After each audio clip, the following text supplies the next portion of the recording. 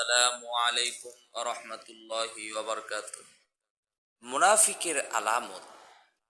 মুনাফিক কাকে বলে? একটা মানুষের মধ্যে কি কি গুণ থাকলে তাকে মুনাফিক বলা যায়? রসুল কাকে মুনাফিক বলেছেন? প্রিয় বন্ধুরা, যদি এই চ্যানেলে নতুন হয়ে থাকেন মেহেরবানি করে চ্যানেলটি সাবস্ক্রাইব করবেন। ভিডিওটা ভালো লাগলে পুরা মুসলিম উম্মার মধ্যে শেয়ার করে ছড়িয়ে দিবেন। রসুলের সঠিক হাদিস ছড়িয়ে দিবেন। প্রিয় বন্ধুরা, মূল আলোচনায় চলে যাব। আব্দুল্লাহ ইবনে আমর রাদিয়াল্লাহু তাআলা আনহু হতে বর্ণিত, নবী সাল্লাল্লাহু আলাইহি সাল্লাম বলেন, চারটি স্বভাব যার মধ্যে বিদ্যমান সে হচ্ছে খাঁটি মুনাফিক।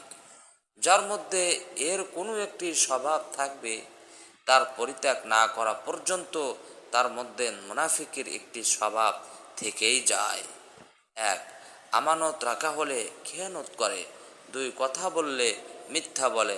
3. অঙ্গীকার করলে ভঙ্গ করে। এবং 4. বিবাদে লিপ্ত হলে অশ্লীলভাবে গালাগালি দেয়।